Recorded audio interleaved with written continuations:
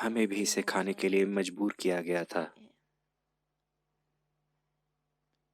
आपको अपना खुद का फीटस खाने के लिए कहा गया था? हाँ, मध्य सितंबर से मध्य नवंबर तक उन्होंने सिर्फ और सिर्फ बच्चों की बलि दी, क्योंकि उन्हें बेदाग बच्चों का शुद्ध खून चाहिए था।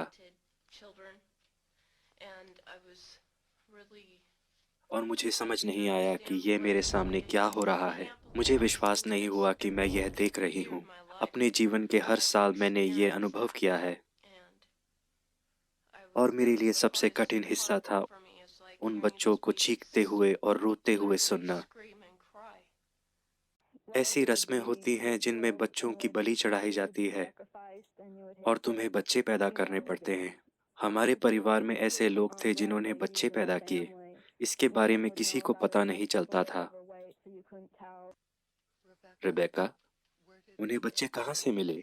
उनके पास माएँ हैं जो प्रेग्नेंट हैं, जिन्हें वह चर्च में रखते हैं। और उनके पास ऐसे लोग भी हैं जिनका वे अपहरण करते हैं, और वे उन्हें किसी भी तरीके से गर्भवती करते हैं, और इस तरह उन्हें हर जगह से बच्चे मिलते हैं। और फिर छत पर एक भोजन परोसा गया। वहाँ दो बड़ी थालियों में मीट था। आज मुझे पता है कि वो इंसान का मांस था।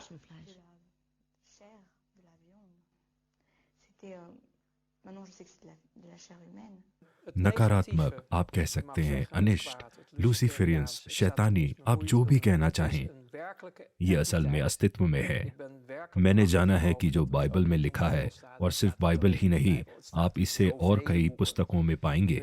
ऐसे पल हैं जो रोशनी की अभिव्यक्ति से अलग हैं, जिसमें एक समुदाय अपने एक अलग रास्ते पर चल रहा है, जो कि अत्यधिक घृणा और क्रोध से भरा हुआ है।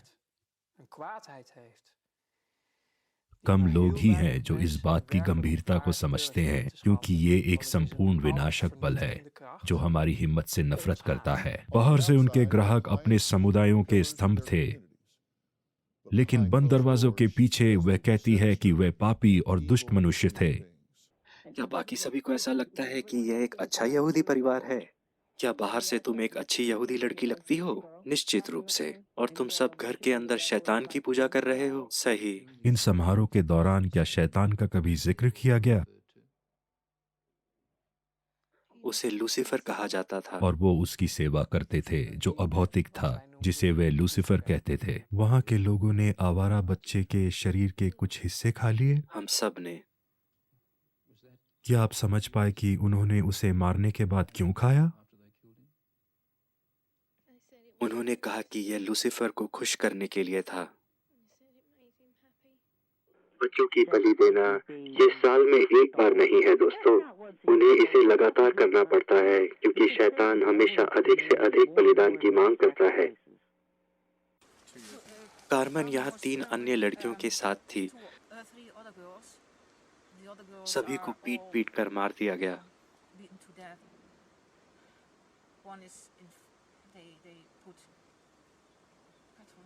एक लड़की को जलाने के लिए उसके ऊपर पेट्रोल डाला गया और उसे जिंदा जलाया गया। एक लड़की को डंडे से पीट कर मार डाला गया। शैतान को खुश करने के लिए बलिदान। टेरेसा के अनुसार देश के कहीं एक घर में सबसे क्रूर अनुष्ठान हुए। यह बड़ा और महंगा था। सामने से देखने पर यह महल जैसा लग रहा था। इसमें एक लंबी ड्राइव और बड़े डबल लकड़ी के दरवाजे थे। क्या आपको लगता है कि वे तब अमीर लोग थे? बहुत अमीर। और हमारे घर से करीब 5-6 किलोमीटर दूर जंगल में एक महल था।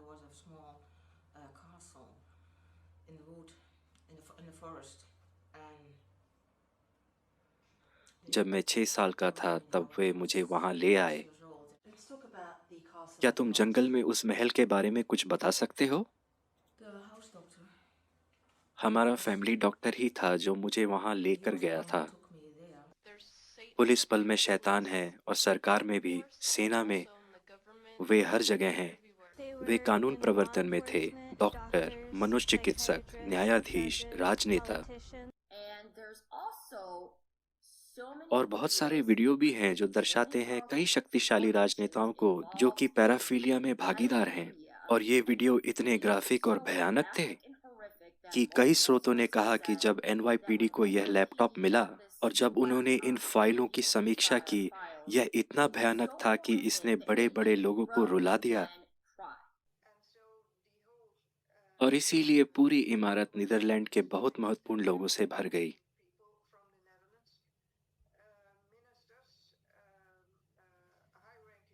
इसमें मंत्री, उच्च पदस्थ अधिकारी और सभी प्रकार के लोग शामिल थे, जिनकी फोटो ले ली जाती है, ताकि वे लोग उन्हें ब्लैकमेल कर सकें और उनसे आपराधिक लाभ प्राप्त कर सकें। आखिर में इस सब का उद्देश्य उनकी दुनिया में ये है कि वे चाहते हैं सबको अपनी जेब में रखना। आपको ब्लैकमेल का सामना करने के लिए तैयार रहना होगा।